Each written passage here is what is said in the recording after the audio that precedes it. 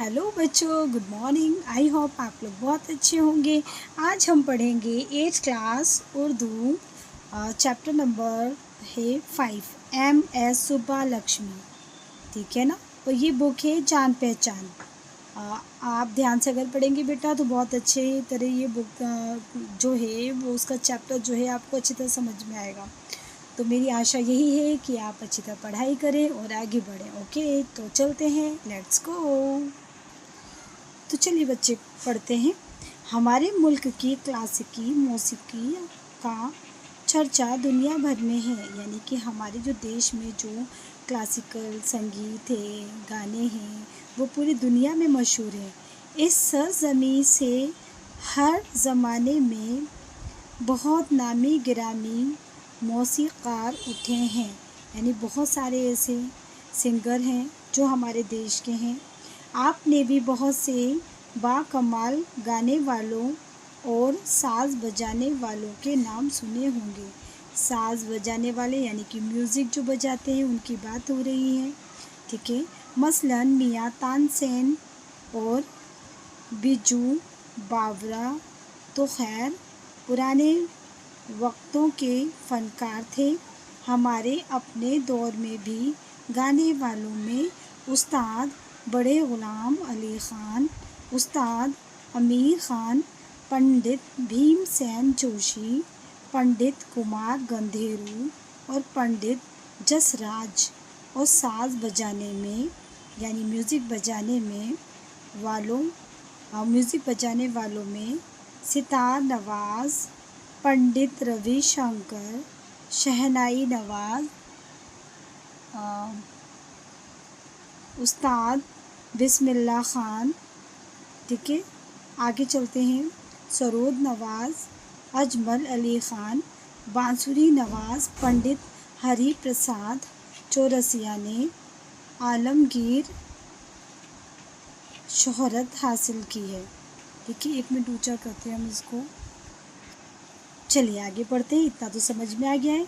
इस दौर में जिन गुलकार ख़वातीन को गैर मामूली शोहरत मिली उनमें रसूलन बाई, सिद्धेश्वरी देवी, बेगम अख्तर, किशोरी अमोनकर और MS सुब्बालक्ष्मी के नाम बहुत ही ज़्यादा नुमायाँ है, यानी मशहूर है और बहुत फेमस है। ठीक है, आगे चलते हैं। MS सुब्बालक्ष्मी कर्नाटक संगीत की नुमाइंदा गुलकारा थी। उनका जन्म 16 सितंबर 1916 को हुआ था। उनकी एक ऐसे ख़ानदान में आँख खुली जो क्लासिकी संगीत का दिलदादा था, यानी बहुत ही यानी कि सारे जो घर वाले थे फैमिली में सभी क्लासिकी संगीत से बहुत ही यानी कि प्रेम करते थे और सब वही करते थे। उनकी वालदा यानी माँ वीणा बजाने में और दादी वायलिन बजाने में कमाल रखती थी, यानी बहुत ही शानदार तरीके से उन्हें बजाना आता था। 2 भाई थे, वो भी मौसीकी में माहिर थे, यानी कि सिंगर थे। सुब्बालक्ष्मी ने संगीत की इब्तदाई तरबियत अपनी माँ से हासिल की। उसके बाद उन्होंने उस ज़माने के मशहूर गुलकार उसके बाद जो है मशहूर गुलकार श्री निवास आयंगर की शागिर्दगी अख्तियार की, यानी उनके शिष्य बन गई। जब वो सिर्फ 15 बरस की थी, यानी 15 साल की थी, तो उन्हें शादी के किसी तकरीब में गाने के लिए बुलाया गया। वो 2 घंटे तक गाती रहीं। उनकी आवाज़ में इतना सोज़ और ऐसी मिठास थी कि लोग सब कुछ भुलाकर सिर्फ उनकी आवाज़ के जादू में खोए रहे, यानी बहुत दिलकश आवाज़ थी, बहुत अच्छा मंजर था उस टाइम। सुब्बालक्ष्मी की आवाज़ और गायकी में फितरी हुस्न था, यानी कि कुदरत की तरफ से जो दिया हुआ इनाम है, कुदरती था उनके हर चीज़ का जो अंदाज़ था। जब उनके वतन मदुरई में उनकी शोहरत फैली तो उनकी जो वालदा थी यानी माँ थी, उन्होंने उन्हें मदारिस ले जाने का फ़ैसला किया। मदारिस यानी मदरसे में ले जाने का फ़ैसला किया, ताकि दूर दराज के लोग भी उनकी सलाहियत से आगाह हो सके, यानी जान सके।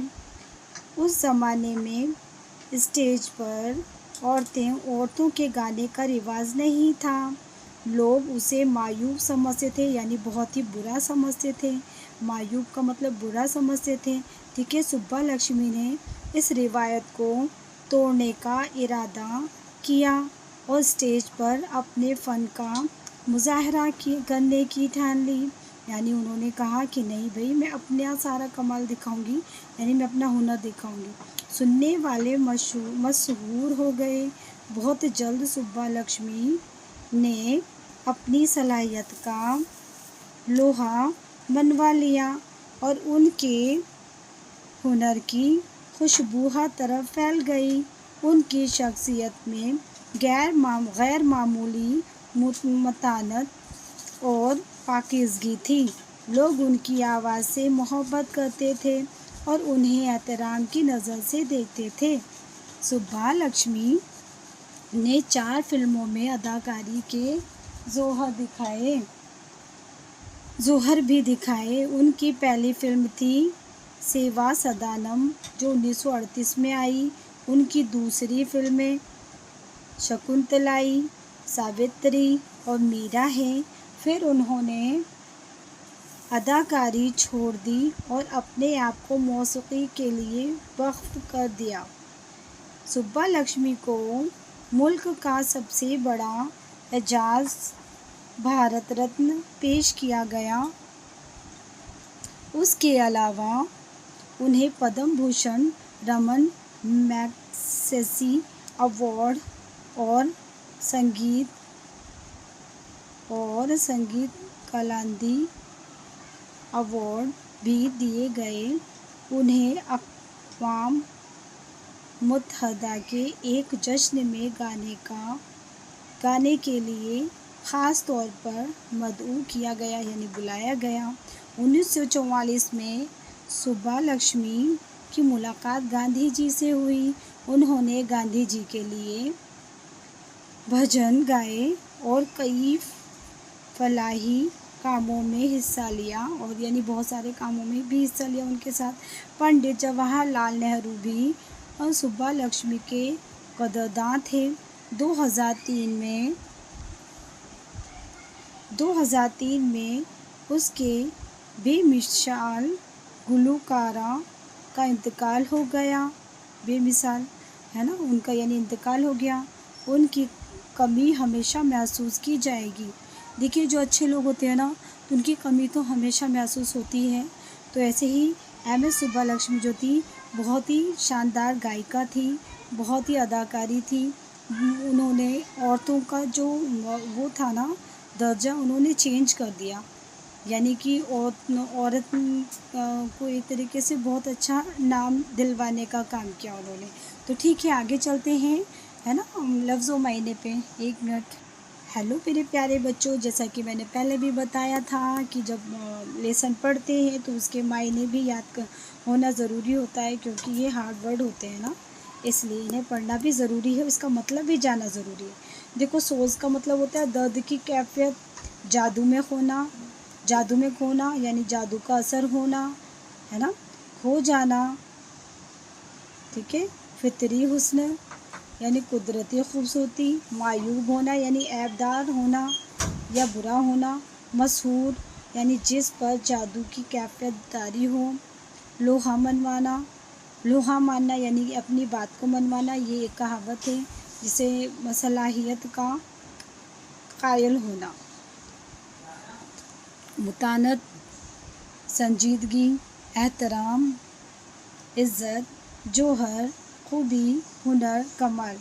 अक़वाम मुत्तहदा यानी इसका शॉर्ट जो है UNO, ठीक है ना। फलाही काम यानी भलाई और बेहतरीन के काम। गुलकारा यानी गाने वाली। ठीक है बच्चों, अब आगे चलते हैं। देखिए बच्चों, ये जो नीचे क्वेश्चन है ना, ये नीचे लिखे हुए अल्फाज को बुलंद आवाज़ से पढ़ें। बुलंद यानी तेज़ आवाज़ से। जिसे आपको पढ़ना आएगा। मौसीक़ार, दिलदादा, सिर्फ, मतऊद, मायूब, मशहूर, वक्फ, मुत्तहिदा, जश्न। ठीक है, अब आगे चलते हैं और क्वेश्चन आंसर की तरफ। चलिए बच्चों, क्वेश्चन आंसर की तरफ चलते हैं। तो देखिए, सुब्बा लक्ष्मी का जन्म कब हुआ था? तो अपन को पता ही है, हमने पढ़ा था कि सुब्बा लक्ष्मी का जो जन्म हुआ था वो हुआ था, बताते हैं। देखिए, ये रहा आंसर। उनका जन्म 16 सितंबर 1916 को हुआ था। ठीक है, और क्वेश्चन यही था, सुब्बा लक्ष्मी का जन्म कब हुआ? ठीक है, ये आंसर दिख गया ना, यहाँ से लेके उनका जन्म 16 सितंबर 1916 को हुआ। ठीक है, अब आगे चलते हैं नेक्स्ट क्वेश्चन की ओर।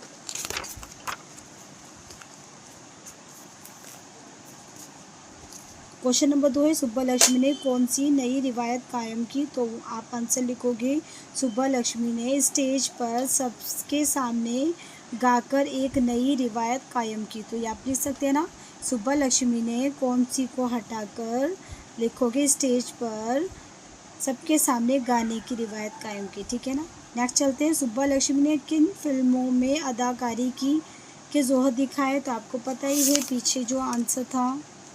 देखिए,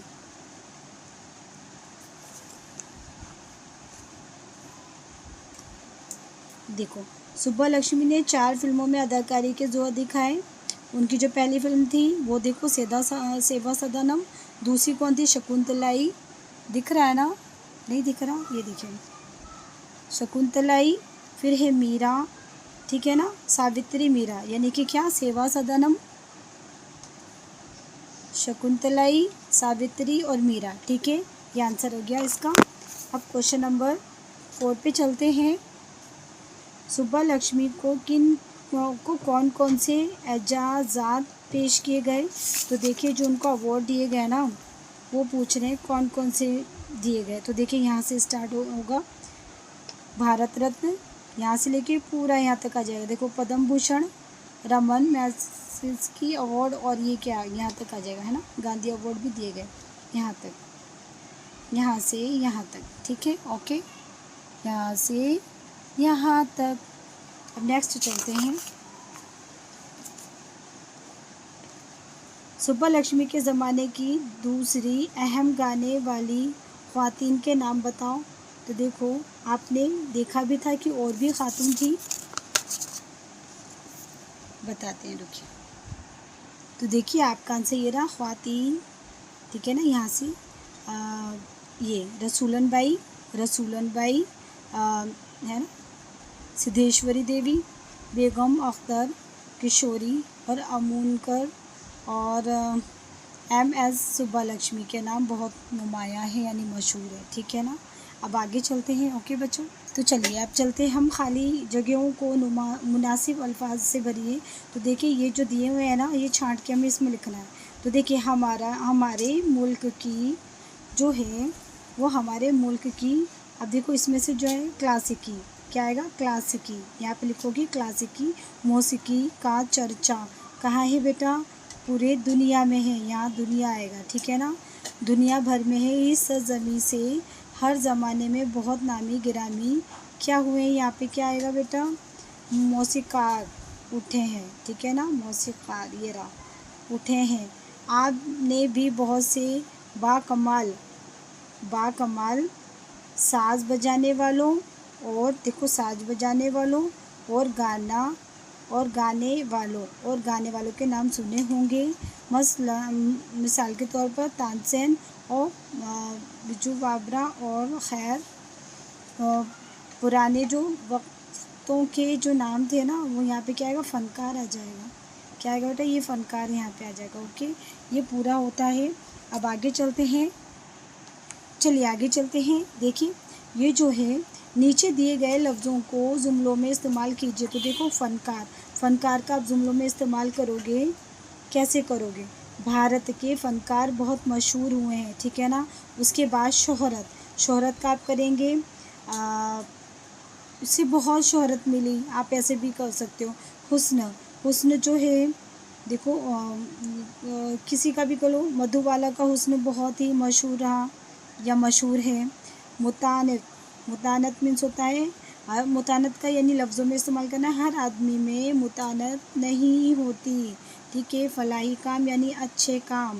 देखो फलाही, हमें फलाही काम भी करना चाहिए। ठीक है। अब इसको जो है ना आगे चलते हैं। चलिए एक जो है ये वाला ले लेते हैं, जोड़ा मिलाइए। ठीक है। सितार नवाज़ में है पंडित रवि शंकर है। वैसे ही हमें और भी, जैसे शहनाई नवाज़ जो हैं वो आएंगे उस्ताद बिस्मिल्लाह खां। ठीक है ना, उस्ताद बिस्मिल्लाह खां। शहनाई नवाज़ उस्ताद बिस्मिल्लाह खां। ठीक है। उसके बाद बांसुरी नवाज़ जो है पंडित हरि प्रसाद, जो है पंडित बांसुरी में पंडित हरि प्रसाद। ठीक है ना।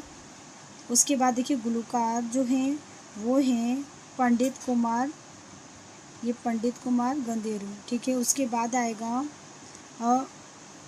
ये गुलकारा में है पंडित कुमार। ठीक है, ये वाला आएगा। उसके बाद है सरोद नवाज़ जो आएंगे वो आएंगे उस्ताद अमजद अली। ठीक है ना। ये कंप्लीट हुआ आपका। आई होप आपको ये चैप्टर समझ में आ चुका होगा और क्वेश्चन आंसर भी हमने बहुत आसानी से किया है। तो आशा करती हूँ आप लोग बहुत अच्छी तरह पढ़े होंगे। और देखिए अगर एक बार वीडियो समझ में नहीं आया तो आप दोबारा भी सुन सकते हैं। और एक बात और देखिए, ये वीडियो उन्हीं लोगों के लिए है जो पढ़ना चाहते हैं, एग्ज़ाम में अच्छे नंबर लाना चाहते हैं ना। और मेरा मकसद यही है कि आपको अच्छा ज्ञान हो और आप आगे बढ़ें और बोर्ड की परीक्षा में हमारे देश का नाम रोशन करें। तो बच्चों देखिए, अब हम मिलते हैं नेक्स्ट वीडियो में। अगर आपको ये वीडियो समझ में आया हो, पसंद आया तो लाइक कीजिएगा, कमेंट्स भी कीजिएगा और बाकी दोस्तों को शेयर भी कीजिएगा। ठीक है ना। Okay, thank you.